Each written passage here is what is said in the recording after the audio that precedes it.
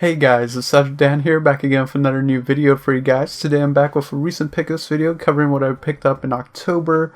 This is a little bit different this time because I picked up quite a bit of stuff in October, so I'm going to split it up. And how I'm going to split it up is I'm going to do recent pickups for basically the retro stuff I picked up, and then recent pickups for all the other more current stuff I picked up. So this is a retro edition here, so we're going to cover the retro pickups I picked up in October. So let's jump into it. We have some really interesting stuff actually.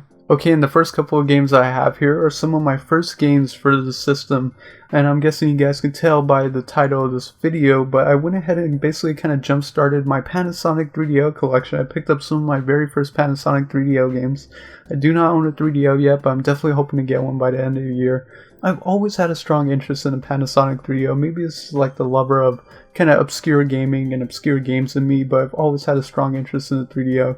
And in general, it doesn't have like the most amazing library of games, but it does have a good chunk of games, like this nice little small library of games that are really interesting, as most of them are exclusive to the Panasonic 3DO. So I've always had a strong interest, and in general the games look really interesting and really cool in these absurdly long boxes, so they definitely stand out. But let's go ahead and check out some of my very first Panasonic 3DO games here. So I have 3 Panasonic 3DO games, and I've definitely made the decision that for the 3DO I want to try and collect them in long boxes, because if you guys have not seen 3DO games complete in box, they are absurd. But here we have actually a really interesting looking puzzle game for the 3DO, and that's Icebreaker. And this is a Panasonic 3DO game. If you've never seen it, it comes in this absurdly long box. It's like bigger than my head, and then inside of it's like a jewel case with the CD and all that. But it's just absurdly huge. And I think they did this as like a marketing strategy to make their games kind of stand out on the shelf. They're like absurdly huge. They get your attention for sure. Icebreaker is a really interesting kind of exclusive puzzle game for the 3DO. You have like this pyramid kind of ship, and you have to go through destroying certain colors of pyramids while avoiding other colors of pyramids. Really interesting looking game, and I love puzzle games, so can't wait to check this out for sure. And the next 2 games I have here for the 3DO are actually from Electronic Arts. EA was a big part of the 3DO's library. They made some really great games for the 3DO, some of them exclusive, and then just some really good ports of other games. But here we have a really interesting exclusive game for the 3DO, and that is Escape from Monster Manor. This is basically like a really old school first person shooter, so like in the vein of like a Doom and Duke Nukem and that kind of style. And you're going around in these like 3D environments, and it's basically like takes place in a haunted house. So it's kind of like a perfect game for like Halloween time actually, but it takes place in this haunted house and you're fighting like ghosts and demons and shooting them and stuff like that. Finding collectibles to open doors and whatnot, traditional stuff like that. Apparently some of the later levels get super complex and just really big labyrinth-like environments, but really cool game for the 3DO. It looks visually really interesting for the 3DO. And this is a different style kind of case. I guess EA kind of had their own unique cases, so unlike Icebreaker here, which is your traditional box and it has a jewel case inside of it, this kind of has like the EA cases have like this flap, you open it up and then it opens up like that. If you've never seen the EA kind of 3DO game, and it has the game on like the springy thing, which is really interesting, and then the manual there. So that's really interesting. But there's Escape from Monster Manor, really interesting first-person shooter kind of game for the 3DO. And the last game I have here is just a really strange kind of like trivia game that I've always heard so much about, and it just looks so crazy and absurd and corny. It's just really interesting and just really strange. It has some mini games and stuff like that, but that's Twisted, the game show. Another EA game here, and this is a really strange kind of like trivia game.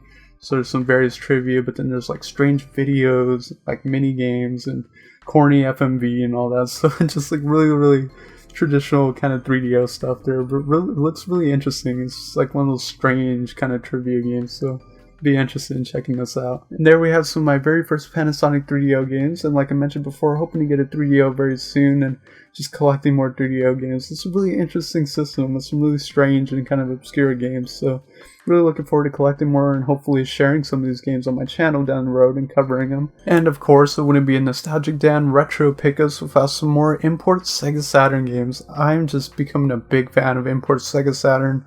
I'm really committing to like collecting import Sega Saturn. I'm hoping to have like a good library of games eventually. But I just have a really strong love for that era in general, the Saturn and PlayStation 1 in particular, one of my favorite eras of gaming. So I picked up a good chunk of some more import Sega Saturn games here. A seller I follow had a really good sale It was one of those sales where like if you spend a certain amount of money, you got a certain percent off, and they were offering free shipping, and free shipping from Japan's pretty huge. So what do you say we start going through a stack of import Sega Saturn games? Okay, and the first import Sega Saturn game I have here is a game I've really never heard anyone talk about, but like the cover art really interested me, and I looked it up, and it looked like a fun little interesting game. And that's called Tama, and the subtitle is Adventurous Ball in Giddy Labyrinth, so Tama. And Tama's a cute little game. Basically what it is like you rolling this ball around like a 3D environment, and you're not controlling the ball, you're actually controlling the movement of the environment. So like you're tilting the environment to move the ball around these kind of like labyrinth-like levels to get him eventually to the goal. But then all the levels have like unique little gimmicks, you know, switches to activate doors or certain things that kind of make it a little bit more challenging. So it's a really interesting game. It reminds me of those things when, or at least when I was a kid, I remember these things where it was like a little maze thing, and like it had like a plastic case or something, but it was like a maze, and like it had a ball inside, and you had to like rotate it through the maze to get it to the goal. Kind of reminds me of something like that, and it has like various worlds, so like there's like themes to it, but really charming little game, nice relaxing game with some nice relaxing music. So really fun little kind of puzzle-ish kind of game. So there's Tama. So I feel really strange that on my channel I've talked about this series called Tokimeki Memorial so much, and it seems so weird to me because it's like a dating sim, and it's like, how did I talk about a dating sim so much? I did the odds and ends video on it, I talked about it in an old video talking about some import Sega Saturn puzzle games. And I forgot that there's actually 2 puzzle games for Tokimeki Memorial. I covered one a long time ago called Puzzle Dama, and it's kind of like a kind of Puyo Puyo clone type of game. And there's another one actually, and so I decided to pick up the other one. And that's Tokimeki Memorial. What is this? Tyson Tokai Dama. And visually it looks very similar to the other Tokimeki Memorial puzzle game, but this one plays a little differently. This one plays more like a kind of like a Tetris Attack or Panel de Pon kind of puzzle game, where you have like a cursor and then you're like manipulating balls and moving balls and swapping balls to make like various combinations and rows to trigger them to get rid of them and stuff like that. But it looks visually similar to the other puzzle game as well, but it has tons of modes, some fun modes, your typical puzzle mode, endless mode, story mode. But really awesome game. And these Tokimeki Memorial puzzle games have some really stellar music. Actually, the music is surprisingly good in this kind of series for Tokimeki Memorial. That's a high point for sure. But just a really fun puzzle game. If you're a big fan of puzzle games and you're looking for some interesting import exclusive puzzle games for the Sega Saturn, check out the Tokimeki Memorial puzzle games. They're a lot of fun, very colorful, really addicting. So I love this one too. I don't know which one I like more though. I like them pretty both equally. So there's Tokimeki Memorial, Tyson, Tokai Dama. Okay, and next we have a 3D fighting game for the Sega Saturn that I've been wanting to check out for quite a while. I played it and I really like this game. It's probably one of my favorite 3D fighting games on the system actually. And that is Last Bronx, which has really cool artwork here. And this is one of those double discs. I didn't realize this actually came with 2 discs.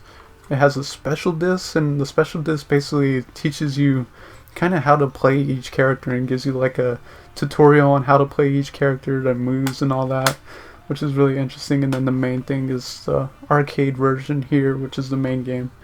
But it's your traditional kind of 3D fighter for the era. It's weapons based, all the characters have like weapons and unique weapons, but it has some really awesome music. That's one of the things that really stood out to me with Last Bronx. Really stellar soundtrack, and just a lot of fun to play. It handles really well, and just a blast. So if you're looking for a really high quality 3D fighting game, you like 3D fighting games from this era, definitely check out Last Bronx if you have a really cool game. And it also came with this really cool like move sheet list. It has like the moves of each character, but then the thing I really like is it has this poster too, which is really cool. So that's a really cool looking Last Bronx poster. Hopefully you get this framed, but there's Last Bronx, a really awesome 3D fighter. And the final 2 import Sega Saturn games I have to share with you guys are racing games, kind of. One of them's interesting. It's kind of racing game and it's kind of not. I'll talk about that in a bit. But the first one we have here is actually from a pretty popular series, and this is Wangan Dead Heat. And Wangan's a pretty popular racing game series. The arcade games are awesome, and it's got a PS3 version too, and there's other versions. It's a pretty popular racing game series. This one on the Sega Saturn I would compare to something like Rad Racer. It's very similar to Rad Racer in the sense that it's one of those games where it relies heavily on power sliding and drifting. So like you gotta learn how to drift and how that handles in the game. It's all about learning when to drift, learning when not to drift, and just learning how to drift around multiple turns and stuff like that, to be really fast. And the controls are really great. It handles really great. The environments aren't too great. They all look the same, so there's not a whole lot of variety in the environments, but the controls are great. It's a quality racing game, which kind of reminds me of Rad Racer. And it has some like weird FMV scenes with like these Japanese girls and stuff like that. So I don't know what the deal was with that, but it's an interesting game. It also has some pretty cool music too. So fun little racer here, Wangan Dead Heat. And this next game was a game that kind of always interested me because I looked it up and I was like so confused because I thought it was a racing game based off the cover, and then it has more to it. And so that's what I mean when I say this is a racing game, but it's kind of not, because it's actually a blend of multiple genres. And that is 04 Champ Doozy J Type R. And apparently this is based off like an anime or manga, and I could totally see that inspiration. What it is essentially, it kind of is a racing game. It's basically like a drag racing game where it's all about drag racing, you know, tricking out your car and stuff like that.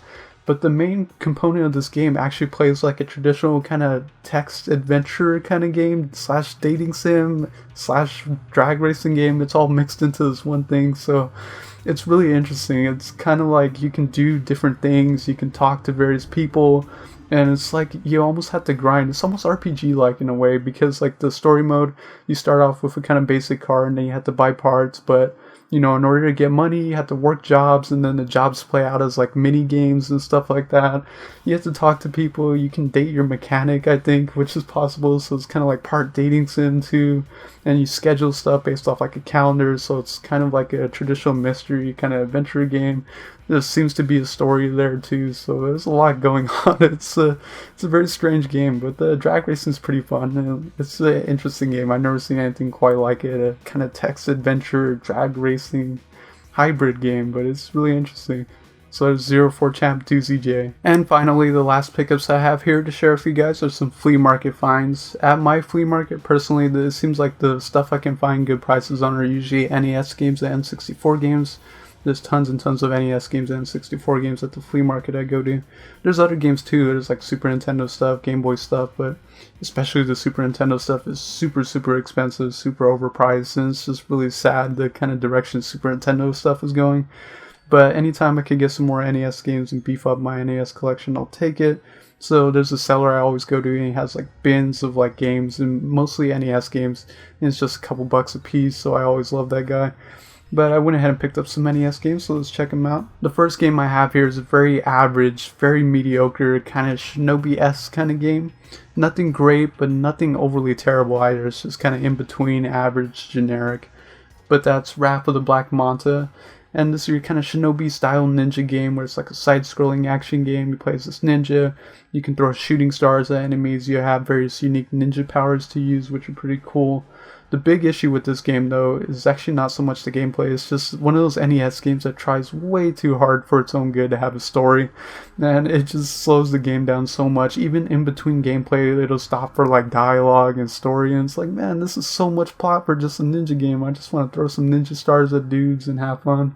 This game would have been so much better without the overly convoluted and try-hard story.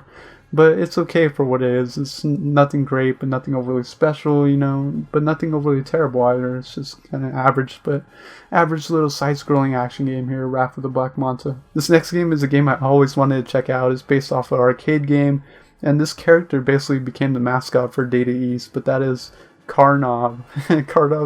Carnales is a really hard game, actually. It's really hard, but it's your kind of traditional arcade-style, side-scrolling kind of action platformer. Play as Carnales, who is basically kind of the Data East mascot back in the day. He appeared in quite a bit of games, actually. But you play as this guy, Carnales. He can shoot like fireballs and stuff like that, so that's how you attack enemies.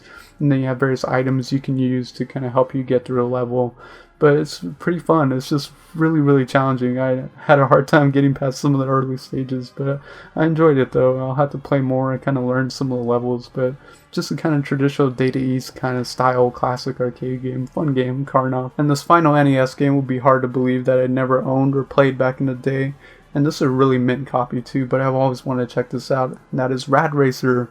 I know, crazy to think I never played Rad Racer, but I played it, and this is one of my favorite NES games now. I played this quite a bit. It's a really fun, like, checkpoint to checkpoint racing game where you're trying to race checkpoint to checkpoint in these various cars, and you're trying to dodge cars and all that, dodge traffic while trying to not run out of time and trying to get to each checkpoint to be able to clear the stage.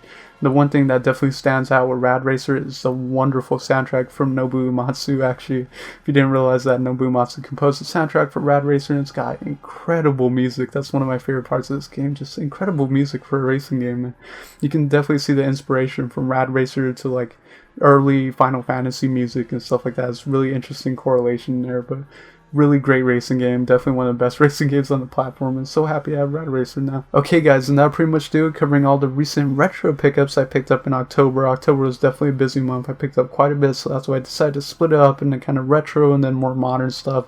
But I hope you enjoyed. I definitely picked up some really interesting retro stuff and started my Panasonic 3DO collection, added more awesome import Sega Saturn games, some more NES games, so definitely a lot of cool stuff. But as always, thank you for watching. Until next time, please take it easy guys.